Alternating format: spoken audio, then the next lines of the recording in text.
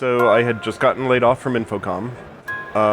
My badge said, Steve Meretzky, Infocom. And so I crossed out Infocom and wrote, make me an offer. And of course, Infocom was a relatively legendary company. And I was the only one there from Infocom. And it had just happened, 3 days before or whatever. And so everyone at the show was sort of like all over me saying, oh my God, what happened? Tell me. When I went to that first GDC, I had been in the computer game business for all of 4 months. And I remember the very first session I went to was a guy named Joe Ibarra, who was a producer at Electronic Arts. And I stood in the back of the room, and all I remember is thinking, I will never know as much as this man does about making games. My recollection was that we had known that it was going to happen, and a friend, I think it was Tim Bringle though, that said, hey, if you guys want to come up, because we had been around for a while, even back then a few years, we'd done a lot of games. And of course, at that time, we were very, very small, and might have been a dozen people. And I said, no, we can't come all the way up to there just to kind of hang out. Yeah. But the very same year, there was the conference that was at the, it was a Holiday Inn in Milpitas. Uh-huh. We went to that. And so I've been coming to the game developers conferences since the GDC way back then, and I've only missed a couple. I think it was the year when we moved actually with the studio over to the States. With Factor 5? With Factor 5, right. Which would have been 1996. Okay. And it was down in the South Bay in a hotel. So it was that period where I do remember that they already had sold. I believe they had sold. So that whole controversy had just taken place. And it was the first baby steps to the whole thing becoming really, really professional. Yeah, so I decided to come, and it was glorious because I got to meet all these people who were peers, or even more experienced than I was, who in making games, and I had suddenly people I could talk to about this, whereas before, I was very isolated. Yes, I talked to my team, but we were making all the things up as we did them. We didn't have anybody to talk to about the problems. We just had to figure them out.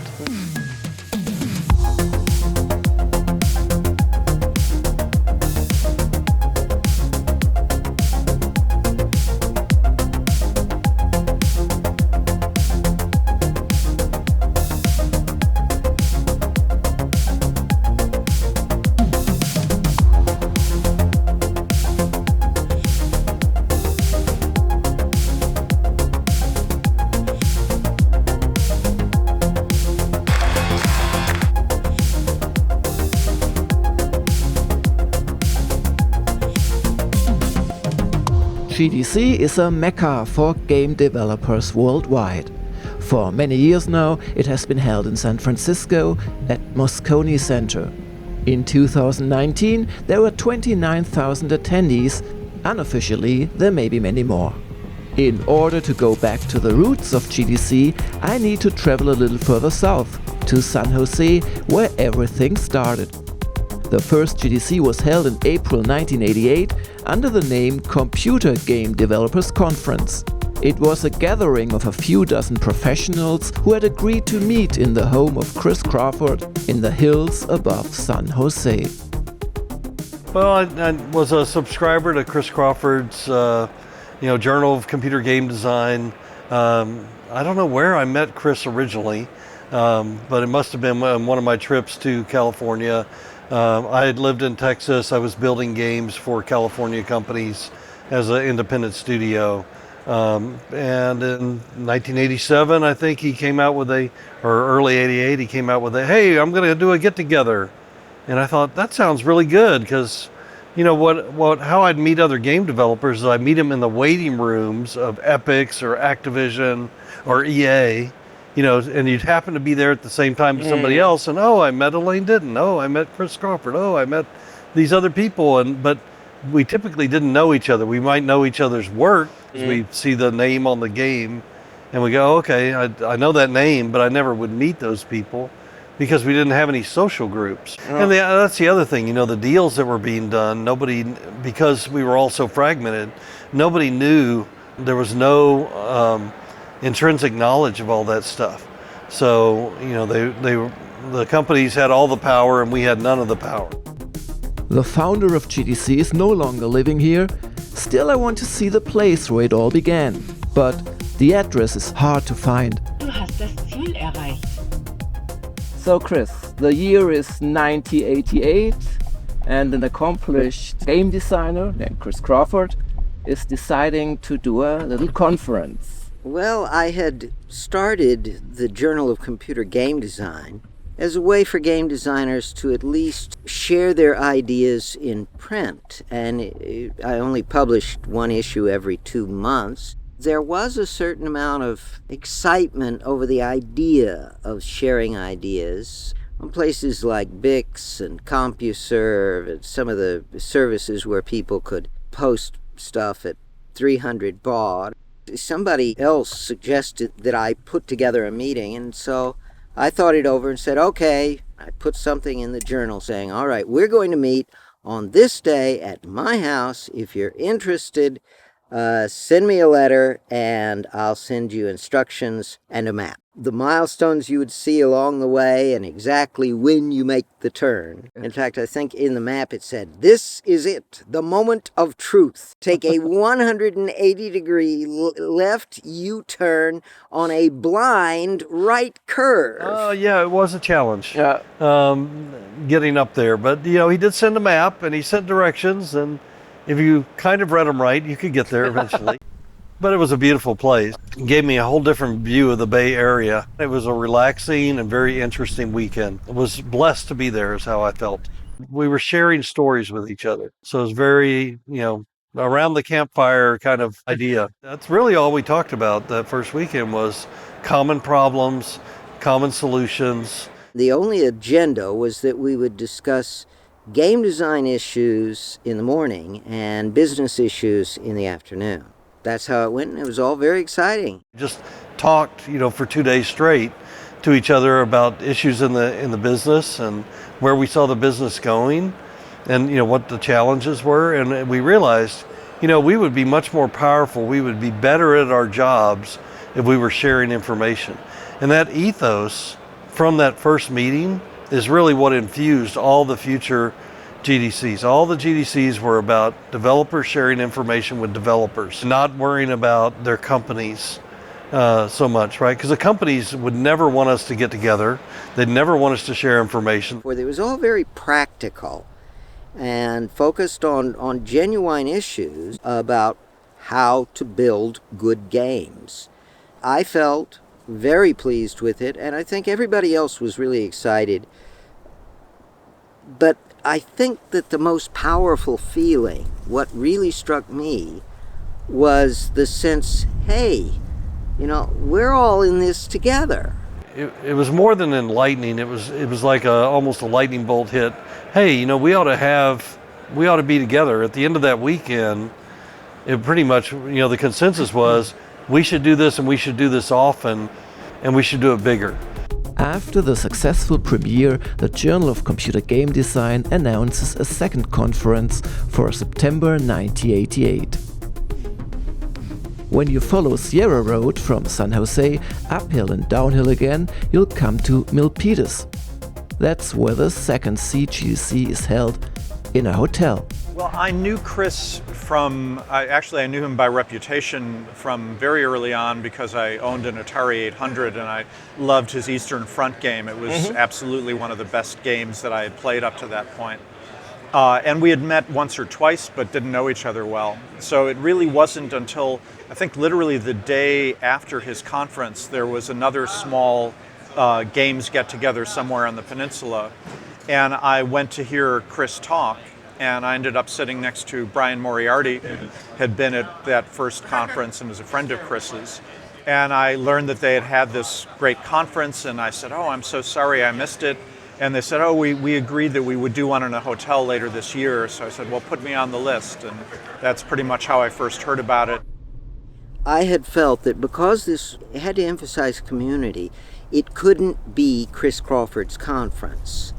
I felt that the whole point would be to bring in a broad community. And so for board members, I selected a very diverse group of people. There was an academic person, a financial person, a marketing person, a producer. I was the only actual game designer in the group. In fact, later on, it proved to be too diverse. In fact, a few years later, people wanted to take it off in directions away from game design, and that caused a real conflict within the board. I was in a small hotel right next to the highway, and we didn't fill it for sure. It was about 250 people at that first CGDC I attended. And I've heard different numbers thrown around. I remember 180, and there's no easy way to tell anymore, of course, but certainly it was under 200, and it amazes me that the entire conference would fit into one of the less well-attended talks that they have at the conference today. We all fit in one room. Everybody knew each other, and it was wonderful because I lived on the East Coast, outside of Washington, D.C.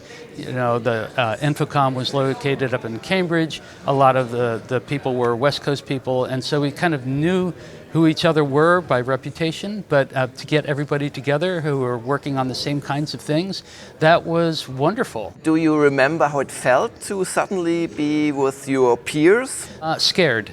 I think is the way that I felt, because these are people who, especially the Infocom people, are people who I read about, played their games, knew about them for a long time, and the other people at the conference were people whose games I had played, and so you're like, what am I doing here, you know? And so you sort of creep around a little bit and hope not to be noticed. Well, the first real conference was down in Milpitas, and I think there was maybe 150, 175 people there, and it was awesome, actually. You know, we thought, oh my God, look at how many people there are. And of course, we had no idea that it was going to double and double and double and double, you know, until there were thousands of us. Well, it was very informal. You know, it was put on by just a few of Chris's friends and connections, and really the informality was part of what was so charming about it, and what a lot of us miss, because it was, you know, certainly not meant to make money. It was very inexpensive. It was very small. And it was very intimate, which was nice. I remember going out to dinner with Richard Garriott, and Brian Fargo walked over, and I was so starstruck. I could barely speak. I had known Richard for a while, so he was just a guy, but Brian Fargo was one of my heroes at the time. I had the idea that we have a dinner on Saturday evening that everybody attends, and dinner lecture and so forth. The other big idea was the town hall at the end of the conference. Its primary function was for the community to talk to the board about what changes needed to be made. But it had a secondary function of allowing people to feel that they were part of a community. See, we can all talk about this. We'd like to hear your opinions. Let's, again, form the community. Your first GDC was the second one? The third one. The first GDC I attended, it was a computer game developers conference. I was a bit starstruck because I got a chance to actually hang out with the people who made these great games that I played. I've always been a fan of games, so that was really fun. I think Meretzky might have been there. Well, I mean, we had already met. The first game that they did at Westwood was published by Infocom. It was a BattleTech game. I was just like, wow, this is amazing. I'm going to be able to hang out with legends, you know. But also that there was a genuine effort to share information. It was very collegiate, and it kind of stuck with me from the very beginning that, you know, what the Game Developers Conference always wanted to be about is about sharing information and as much as possible growing the art of making games, so that we'd end up with people reinventing things all the time. And it was really my first time meeting, you know, a lot of the major people in the industry, including many people who are like really good friends of mine to this day. People who were then legends or are now legends, people like Ken Williams and Roberta Williams and Will Wright. And so, you know, out of like 300 people who were attending that conference, the level of attendeeship, you know, the luminaries per person, was extremely high. Some people refuse to acknowledge this part of their psyche. And so those creative impulses come traveling down the whip, and these people block the impulses. They stop it from going down. They try to consciously control the creative process. These poor fools go through life wiggling. The whip was important as a metaphor for the mental process of creativity. The idea was that creativity starts deep in the subconscious, and then the ideas work their way down the whip towards the very tip. And when the creativity works, the whip cracks. In fact, Brenda Laurel was right in front of it. I had my toe marks. I stepped right into those. It was perfectly rehearsed. So Brenda, one of the original board members, was frightened? She really screamed because it looked for all the world like it cracked right in front of her nose. And it cannot be done by men out of touch with their instinctive selves. The other memorable speech was the dragon speech. That is far and away the best speech I've ever given in my life. The games industry was changing, and it was changing in ways that made me obsolete. The idea of the individualist as opposed to the team, the grand dreamer as opposed to the marketing person, all of those things that had served me so well in the past were becoming obsolete, and I knew that my time was coming. I had been too lazy and too short-term in my thinking. Yes, you frightened me. You hurt me. I felt your claws slipping through my soul. I used the metaphor of the dragon as a symbol of artistic perfection. And I pull out the sword. I say, "Come, dragon." "Yes, you frightened me. You hurt me." And I said that with real emotional intensity, because that is the real core of the artistic struggle. You struggle for artistic greatness and you fail. All you can do is strive and have occasional glimpses of success. And that was what I was trying to communicate to that audience. And then charging out was just sort of a stage thing.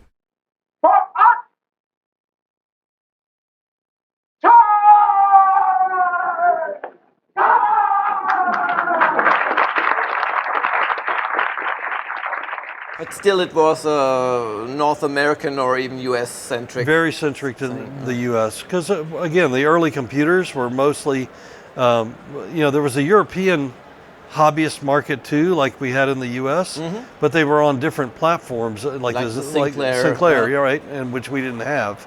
I don't think we actually started seeing Europeans in any strength until we were probably 8 or 10 years in. Right, and then even longer before we saw the Asians, because the Asians weren't making games until really the early 90s.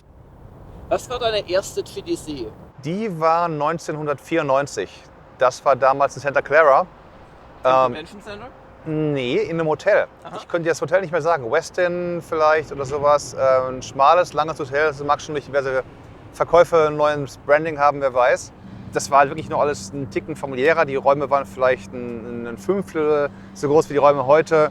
Nachher ist man mal raus, ging dann in den Gang, hat dann Kaffee getrunken, saß in Sitzecken, da sieht man, hier sitzt ja irgendwie Danny Bunton, hier ist ja The Fat Man, hier ist Chris Roberts. Es gab damals alle Sessions, die mussten vorher eingereicht werden an die Veranstalter.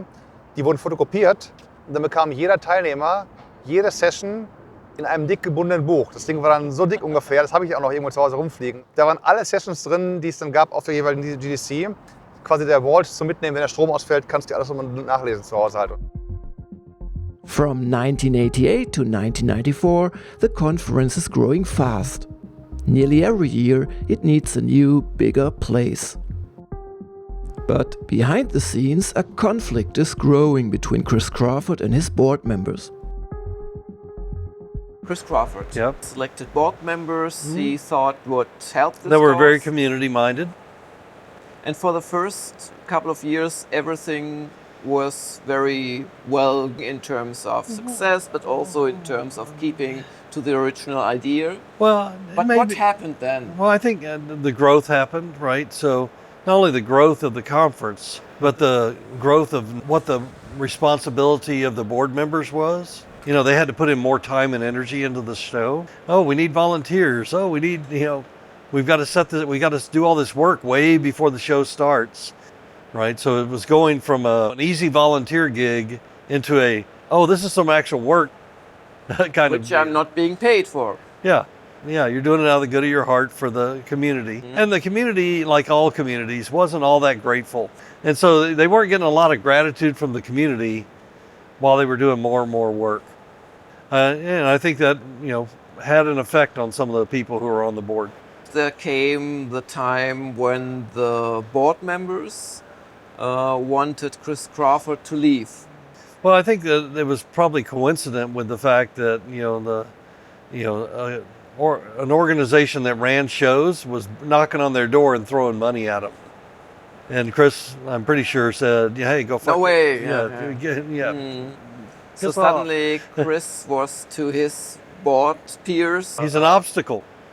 I would say the time that it really started to feel more impersonal, the first stage was when they sold it off to what was then Miller Freeman, and having it be run by a company, even though they were keeping it very similar, that felt different.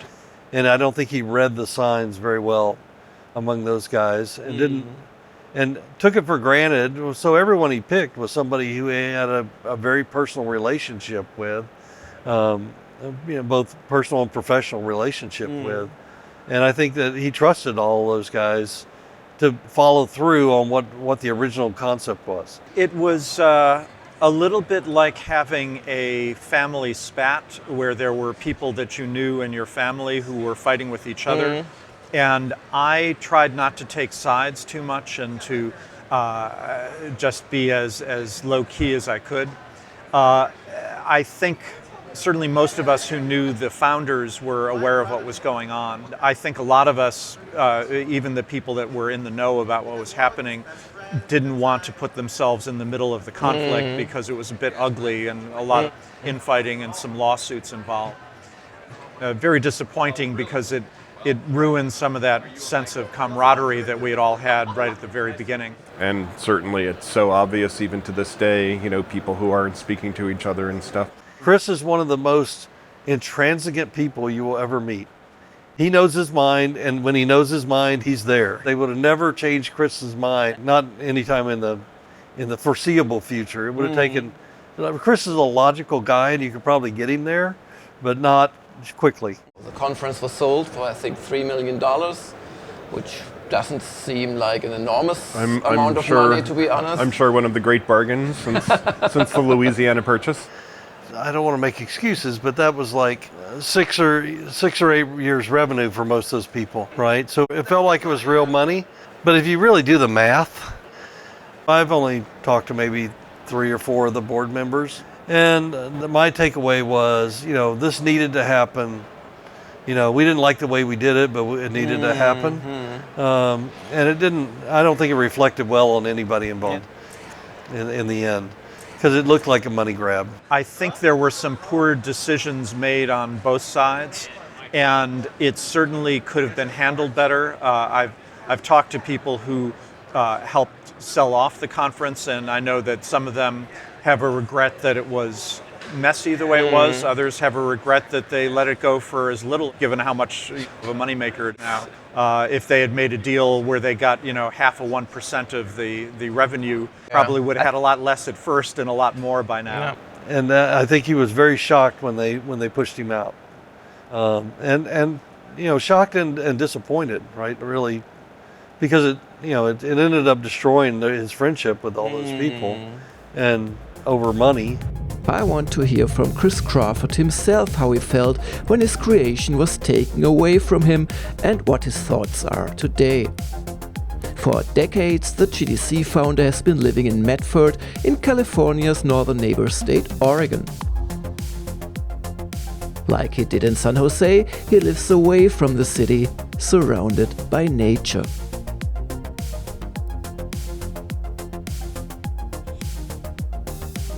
That one right there loves to jump all over you. Oh, I love you so much.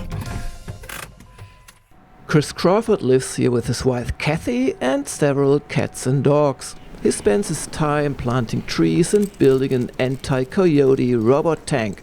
Also, he's giving game design lectures via Skype.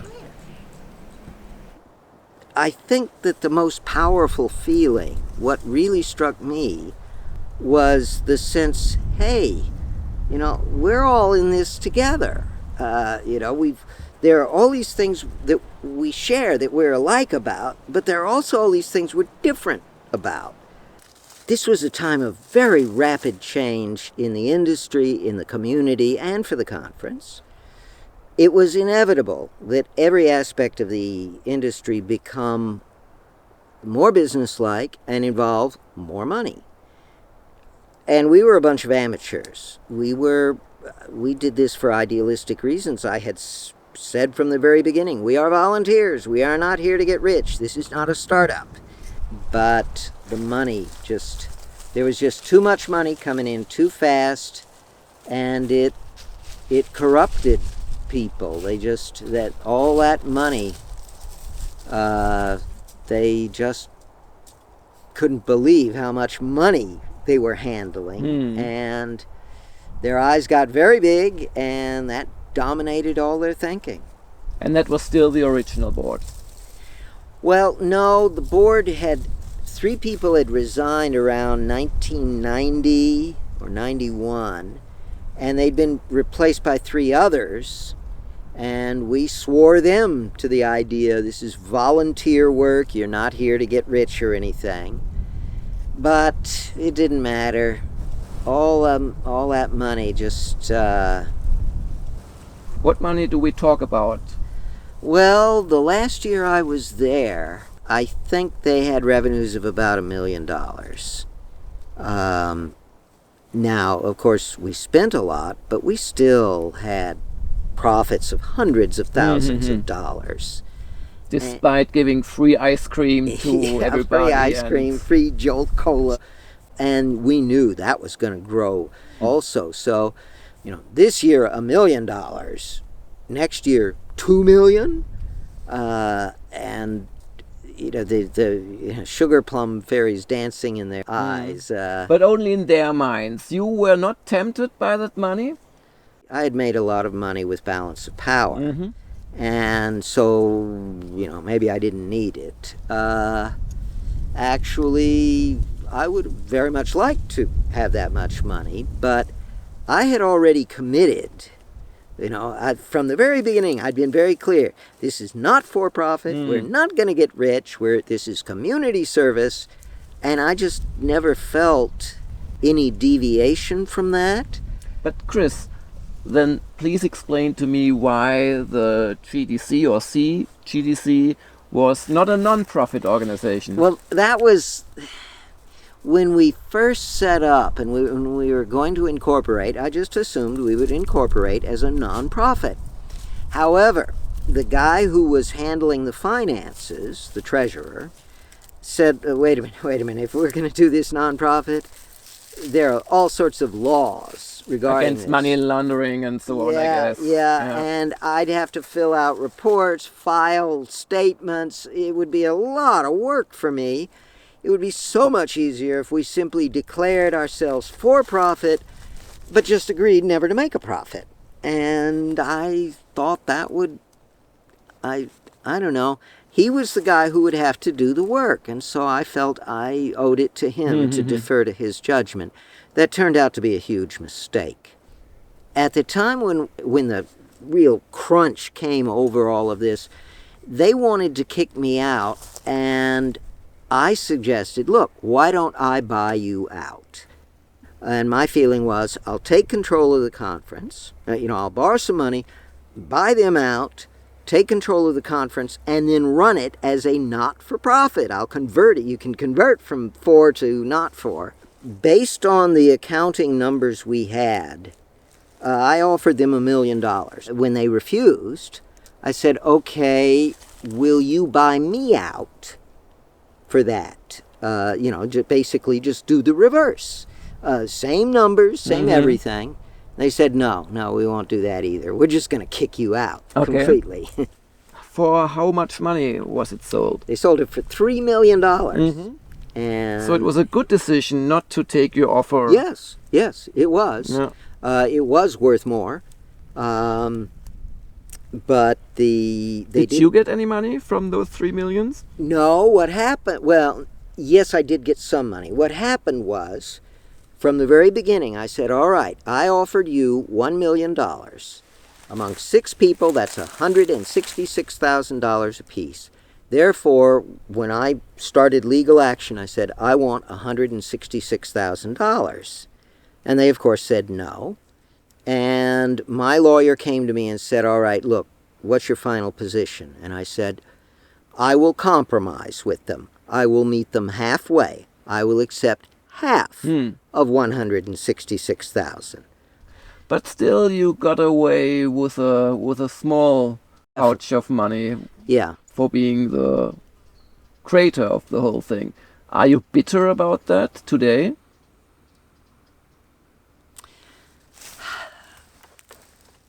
That's been so long ago that, I mean, if I were still bitter, I would be a poisoned human being. I have not forgiven the individuals because they were deliberately cruel.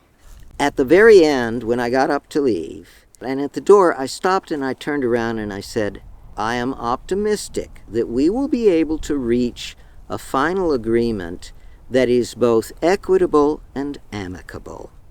And I started to turn to walk away, and one of the board members, I'll name him in this case, his name was Tim Bringle, said, equitable, yes. Amicable, never.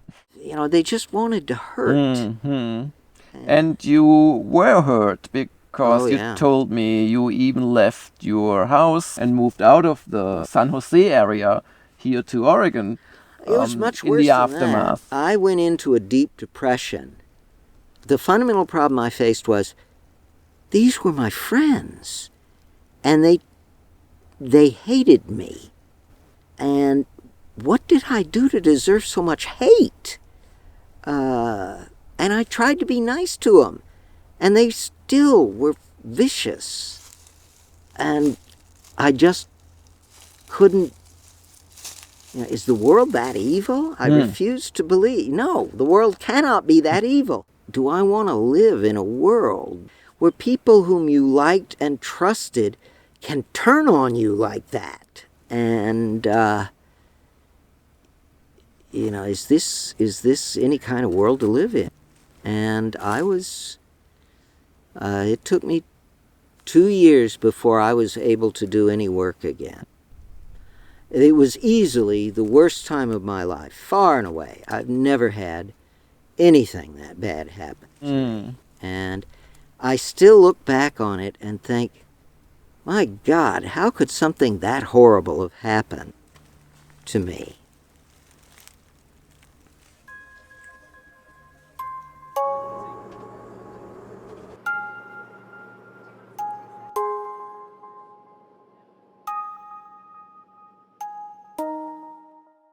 I came shortly after the dust had settled. There definitely was a big change from when it was a non-for-profit thing and then it became a for-profit conference. If you will, the quality of the conference organization and conference management went up dramatically.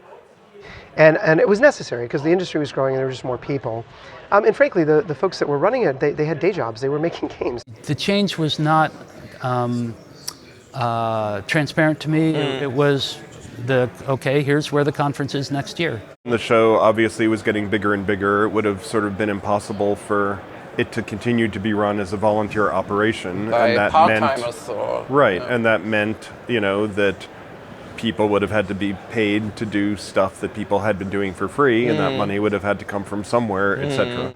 As much as there was all this concern, and I heard a lot of people's concern, I remember very distinctly the group of us that got together being, you know, even that back then, genuinely concerned about making sure that the spirit of the conference followed those original roots. And to this day, it's quite a unique conference. There's just nothing quite like it that I've been to hundreds of conferences. Once we kind of went over 1,000 and started getting close to 2,000, the conference had to be more professional, because when you have that many people, you're no longer a tribe, right? You're a collection of tribes. It gets bigger. And so the socialization of it breaks down? We met quite a few of the veterans at the time, both at Lucas as well as at EA. But then the next big being Starstruck event was definitely for me 96 at that show. And one of the really cool things was because I was a huge fan of a classic game called Mule.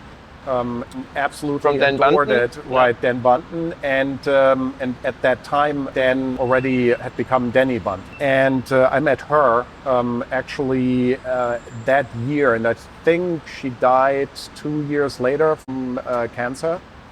So I felt really, really privileged in hindsight. Their focus is a little different, and they still are very interested in the needs of the developers, and in a way that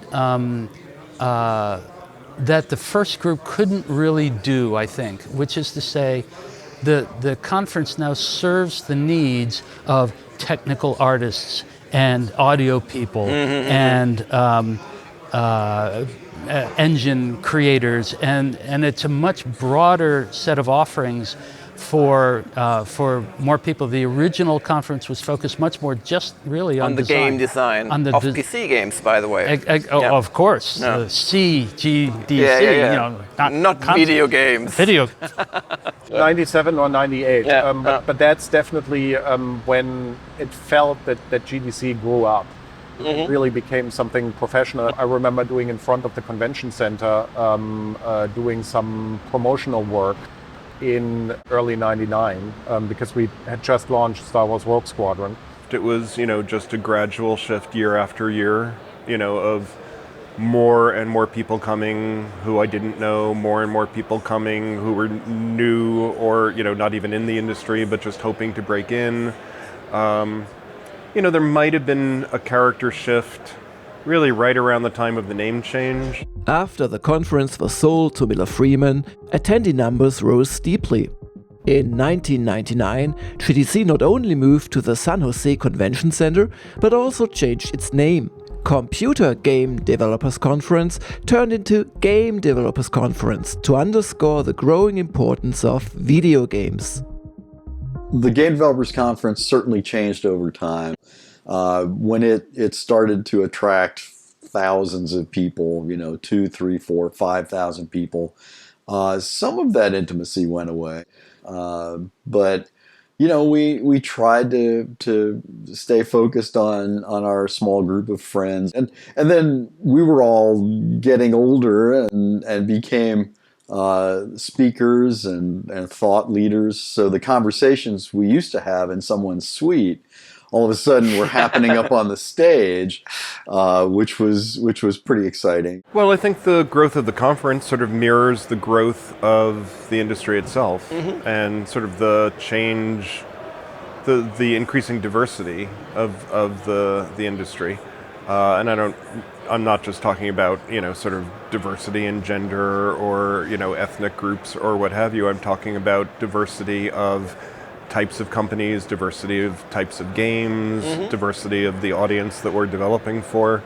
So, originally it was relatively monolithic by those standards. It was mostly people developing PC games that were sold through the retail channel in boxes that would sell for $40 or $50 to probably mostly male teens or young adult males. As the conference got bigger and the industry got bigger, it became more and more difficult to openly share ideas on things that might not even be finished yet. I mean, Chris Crawford famously would talk about games that he was working on long before he even had names for them. I mean, it was just, you really wouldn't quite do that anymore, especially with the bigger companies. And I think from the board's point of view, what we really wanted to do was protect the quality and the caliber of the material that was being shared. So we've always been challenged with making sure that somebody can actually get up on stage and say what they want to say. We make sure that the company clears all the assets. We do all the stuff you imagine. It's when it moved to San Jose because it had gotten too big. The first few were in different hotels every year as it got bigger, and then it was in Santa Clara for a while. Santa Clara was still very intimate, and you tended to meet most of the people at the conference. San Jose, it started to become, I think, a little more corporate.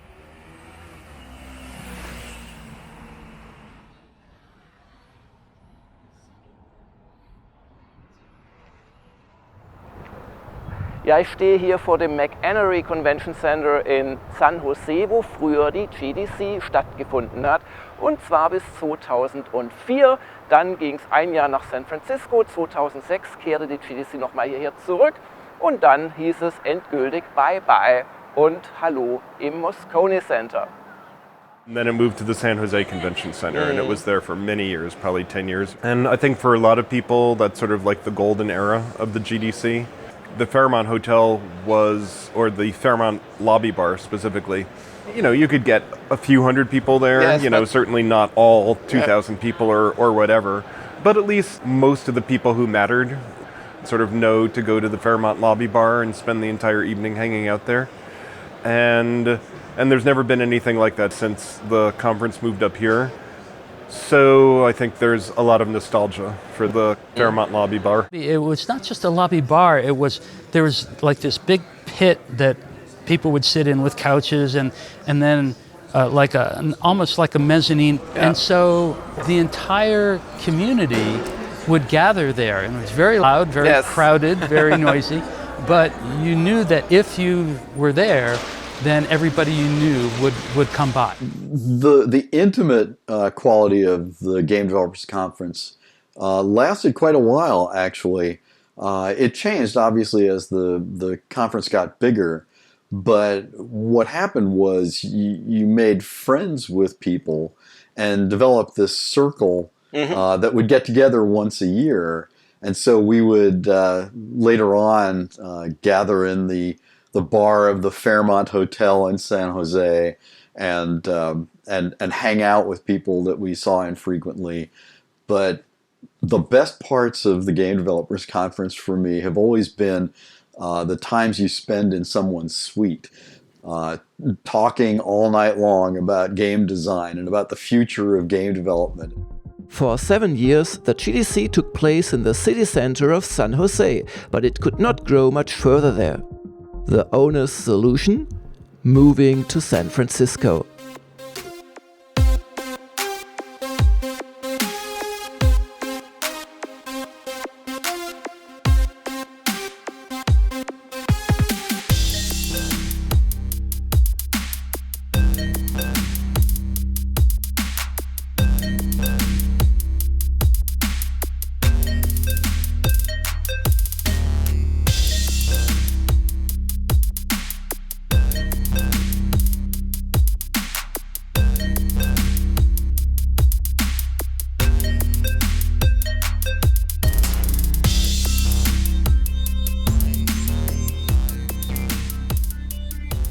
We didn't like to move. You know, even coming here to San Francisco took a while. You know, until we outgrew the San Jose Convention Center, we stayed down in the San Jose area. And San Jose had this really intimate feeling, despite it being in the convention center. And I have to say, I never, I was part of the advisory board when we did the move, and I know why the move to San Francisco had to happen. I personally never enjoyed San Francisco as much. The Fairmont bar was basically, you drove down there, you arrived on the first day, and you met everybody you wanted to meet. That never really came together like that here in San Francisco. And we've really lost that. And I've suggested for years that the organizers take the Moscone lobby, put up a cash bar, and they're not going to lose money on it. People will come and people will gather, and that would, I think, again, help bring the community back together. Und sie wurde kommerzieller in dem Jahr, wo die E3 Pause gemacht hat, in Anführungszeichen. Und da fing es eigentlich an, dass sie gesagt haben, so, wir holen uns die ganzen neuen Vorstellungen, die neuen Premieren, komm mal ins W-Hotel, guck dir mal an ein neues Conan-Spiel. The very first conference, there were perhaps 2 card tables set up and people had a few brochures. And gradually it became a little more formal, but most of us were going to the Consumer Electronics Show that predated E3, which was an enormous show and very professional. So everything that GDC was doing seemed almost amateur and you know, casual by comparison. And it wasn't really until they moved here to San Francisco that the expo started to feel imposing and significant to me. Es war überschaubarer. Du konntest auch sagen, ja, ich habe das Gefühl, ich weiß, was das Thema der GDC. その時間的な問題は全然起こりませんでした。で、これはなんか言い訳のように聞こえたらダメなんですけど。In San Jose sagt man, okay, Hier halten wir minimaler Personenkult für wichtig. Motto Lon Lanning erzählt was über seine Firma und was sie das machen. Wo fand statt? In dem großen Auditorium halt drüben, gegenüber der Hauptmessehalle und so. Und als das dann hierher gezogen ist, dann hat halt das Ding, okay, wir haben halt Leute, die holen wir her. Wer hat ein bisschen Strahlkraft? Nehmen wir Iwata, nehmen wir Sid Meier, nehmen wir dann noch mal irgendwie Hideo Kojima und die haben alle gute Sachen erzählt. Ich finde es schade, dass es keine Kinos mehr gibt. Das haben wir doch alle, weil es der riesengroße kavernenartige Raum ist, wo Zehntausende reinpassen, in Anführungszeichen, haben wir alle Sid Meier gehört. I said, no, that's not what they're going to think. They're going to think, I just wasted 8 hours on this stupid game. Da kann man sagen, ja, da haben die Jüngeren gesagt, Sid Meier ist eine alte Socke, das ist alles öde, was er sagt, wir wollen unsere eigenen Regeln schreiben. Die Alten haben gesagt, ja, der hat schon Ahnung, der hat viel verkauft und so. Und so kam auch Gespräch rein, wenn du Leute auf dem Gang getroffen hast. Why move to one of the most expensive cities in the world? I was on the advisory board back then when we were talking about that, but there never was a large choice or anything. I mean, we knew we had to get out of San Jose. That was clear. I believe Las Vegas was in the running for a little bit, but at the end of the day, it became very clear that San Francisco was really at the heart of the conference, and I think that's why they simply chose Moscone. Prices increase steeply. Today, prices are very high. True, although, you know, even though the full pass is pretty expensive, there are things like the Expo Pass that are still relatively cheap. Yeah, but it's not something a young indie developer will be happy to pay. Right. Maybe the show has been commercialized too much. I don't think, you know, it's really the right place for kind of encouraging indie, you know, well, not I mean, I think it's a great place for indies, but I don't think it's a great place to encourage newbies to come to try to break in. This is actually my first GDC. Yes, I'm a GDC newbie. This is actually my first time ever being here. Oh, it's a bit of a shock, but I'm happy to have finally done this. For me, it was about coming here and seeing as much as I could, getting across what the trends are currently in the landscape, and just trying to meet as many cool people as possible, because there's a lot here. Really got a good sense of the scale of what I'm really working with here. Being tucked away in Michigan is really hard to get that. And also just to get some of my work looked at by people, which I'm doing right now, because sometimes it's hard to get a AAA perspective when you're so far away. And the first few years I went, it was more about the talks and the actual convention itself. Now it's more about meeting people, getting to meet as many new faces as I can. In Ohio, there aren't really any game devs. There's nowhere for me to get like a job, and there's not really any way for me to train any sort of like art digital skills. So I was hoping to come down here and make some contacts and also maybe get some educational information. The prices, it's obscene. It is. Luckily, the Expo passes are cheap enough that students can manage it, and a large group of students from our school all got together and we decided, hey, let's help each other out. We organized flights, we organized housing, and we figured it out. I'm a person who kind of sits on his money. I like investing in anything that I think will make my future better. So the money that I did have saved up, GDC seemed like a thing that was worth it. But the value delivered is high enough that people will pay it. I got to talk to people who are definitely way better than me and way further along and are giving me tips as to how I can reach where they are. And, you know, there are also a lot of other students here. I was able to talk to students and like kind of give them my little portfolio review, my little advice. I would highly recommend that anyone who knows early on that they want to go into games, especially now that the industry is a lot more developed, to really go and just attend GDC in their freshman year or sophomore year, and they can skip a couple years and definitely just make those connections, get their work out there. But I think that GDC is a good kind of like wake-up call to real life for a lot of people. I think that most of the time, at least based on last year's experience and what I've done this year, there's a few standout talks that are really, really, really worth it, that are the things that kind of are inspiring and start to launch into other conversations with other people that were also in attendance. That's part of it that I really enjoy, when I can walk out of a talk with someone that I know saw it with me and then create a whole other conversation around what the topic was. So sometimes it's not the talk itself, but the conversation that comes from the talk after where the value is. There's information that you can learn from those professionals at those lectures that you can take back to your classroom or your team or your own studio for your students still.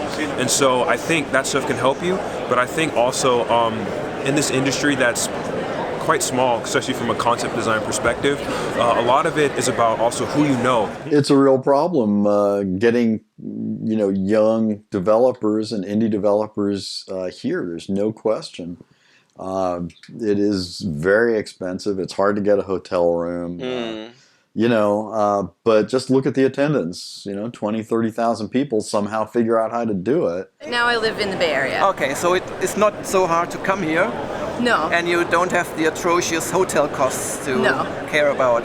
Still, passes here are quite expensive. Yes. What kind of pass did you get? I got the Conference and Summits pass. So what did you pay?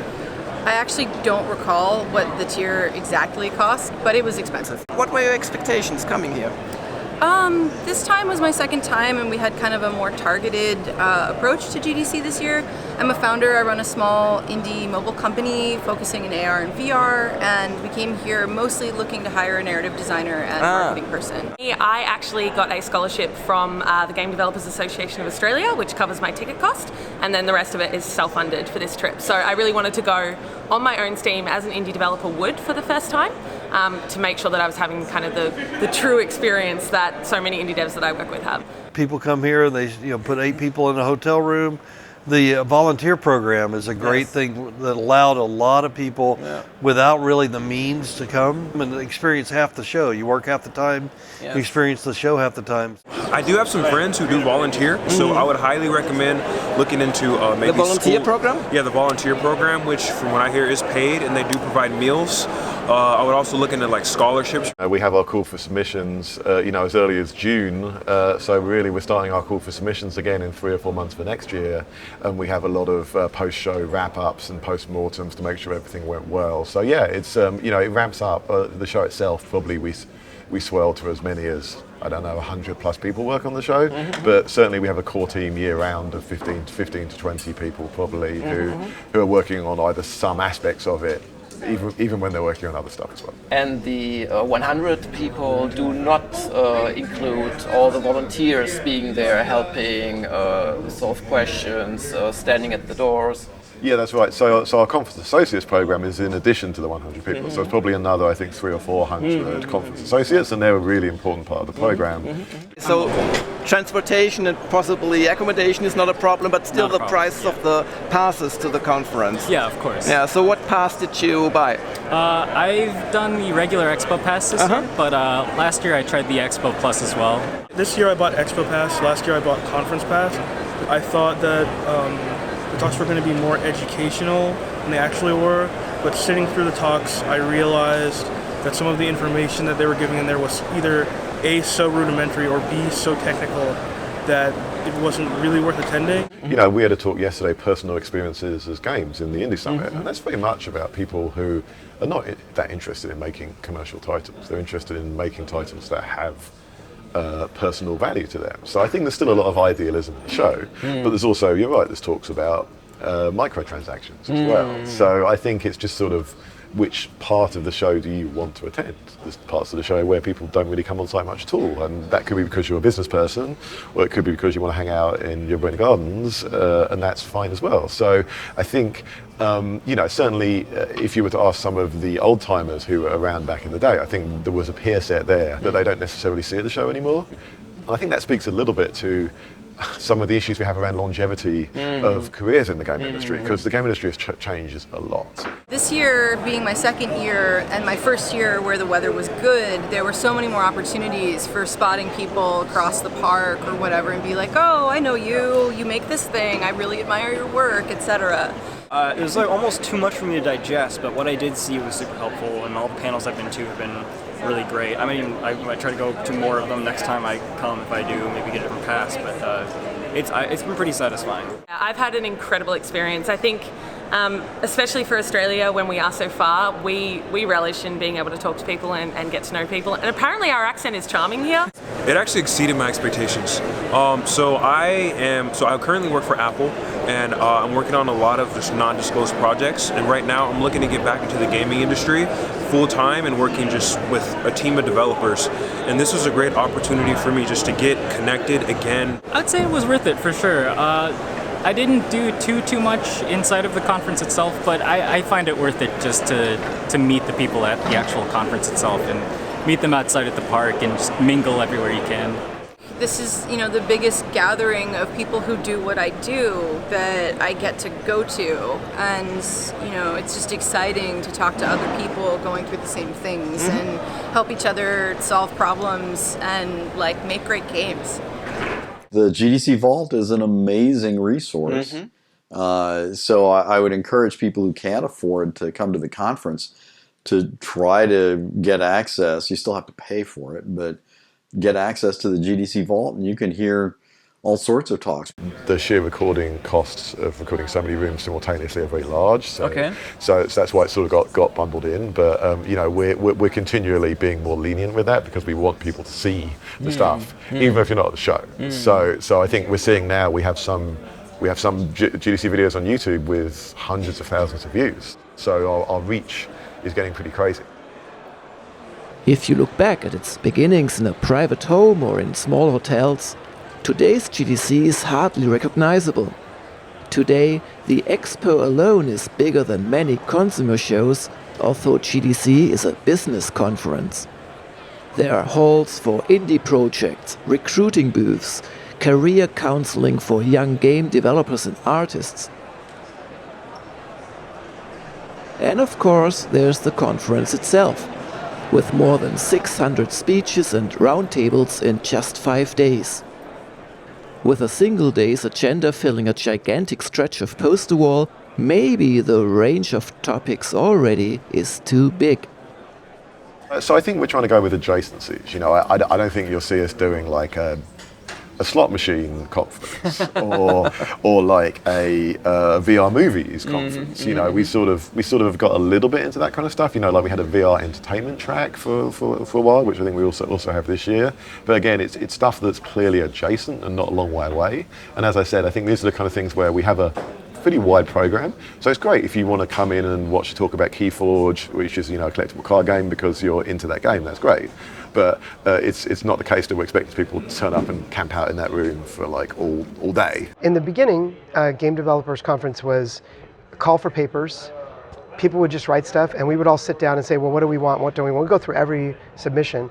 And we rejected a lot. We still do. The vast majority gets rejected. Because they are self-promoting or... Well, sometimes that. Sometimes it's just we go, maybe that's... a lot of times people want to give us a 101 because somebody made a game once and they go, wow, everybody should know how to do this. Like, yeah, most of our attendees have shipped 6 games, so we're not going to do that.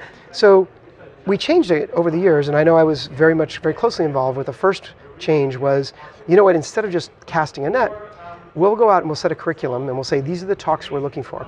And that was we were capable of doing that because we had brought in so many great business leaders throughout the games development community, so we could actually say, these are the things we're facing today, and we'd love to have talks on it next year.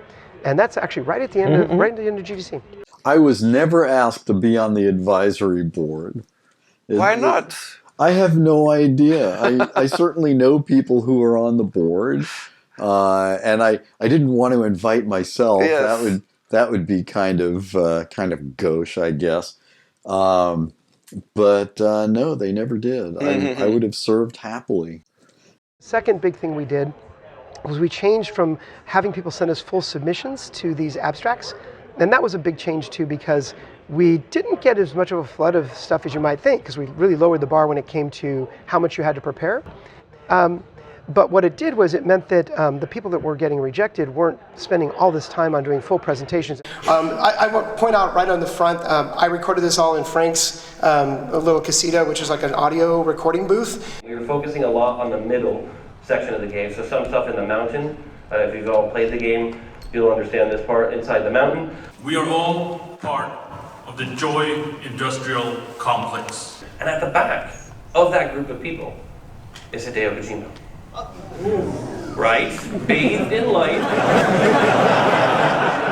And I love it. Speaking to a room full of other developers and sort of, frankly, pontificating a little bit and getting up on my soapbox is always fun. And I hope I've contributed something to the discussion about what games can and should be. In San Francisco, GDC continued to grow, but slower than before. In 2019, there were 29,000 attendees. In 2020, because of the novel coronavirus, GDC was postponed and held as an online event only. We haven't been growing quite as quickly as we did, I think, in at one point. If you look at our raw numbers, and I think there's various reasons for that. But also, we are getting quite close to capacity. Although the recent remodel of the Moscone Centre gives us a bit more space for conference rooms and for expo. So yeah, I think we have the space to get somewhat bigger, and that's sort of our intent. But we're not really planning to massively pivot the show or suddenly say, it's open to all consumers. Is that we're getting a little bit towards 30,000. So and I hope to keep growing from there. But I think we'll see what happens. And as I said, I think if you count the people who are also in San Francisco participating around the show, in hotels, it's actually already larger, quite a bit larger.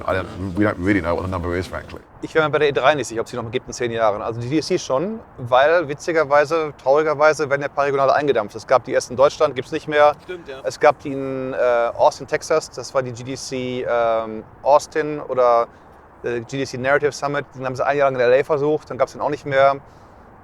Immer Testballons und es wird dann eben kommerzieller, also wieder auf die Hauptveranstaltung konzentriert.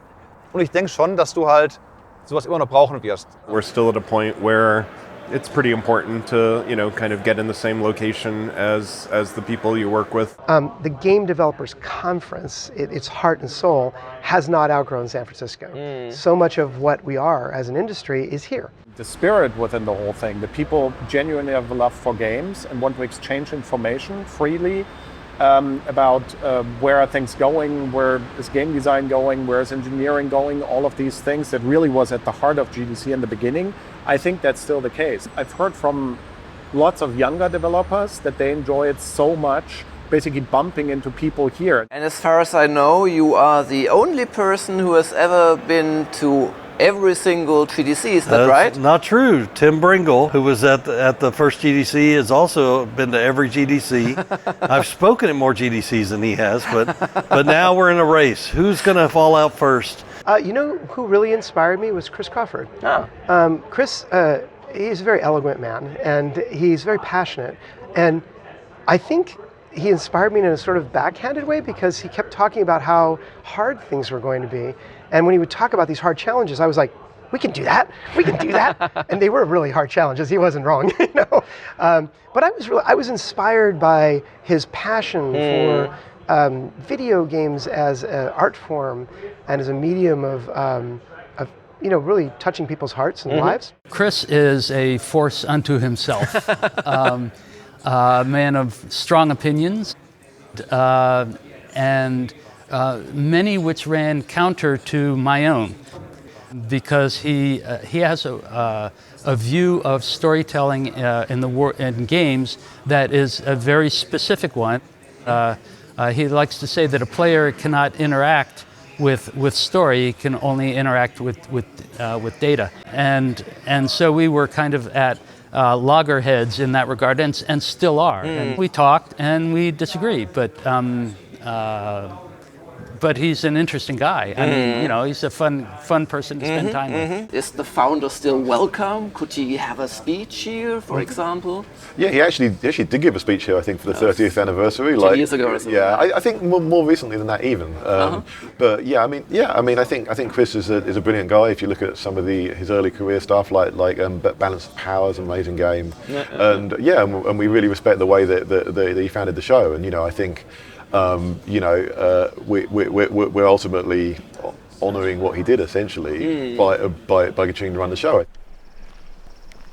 What are your thoughts about today's Game Developers Conference? Are you happy that you gave birth to that, what now has become modern GDC? Are you critical about it? I feel rather as if I had saved the life of a baby tiger, that there'd been this tiger kitten, and I had actually created it somehow, and I brought it to life, and I nurtured it, and it was so cute, and so beautiful, and so full of promise, and it grew up into a big carnivore, and it's not cute, but it is the natural result of what I did. And so I don't feel bad. It's more like a kitten is only a kitten for so long. And I was there at the beginning, and I helped this kitten live and grow up. And now it's a tiger, and that is as it should be, but I don't play with tigers.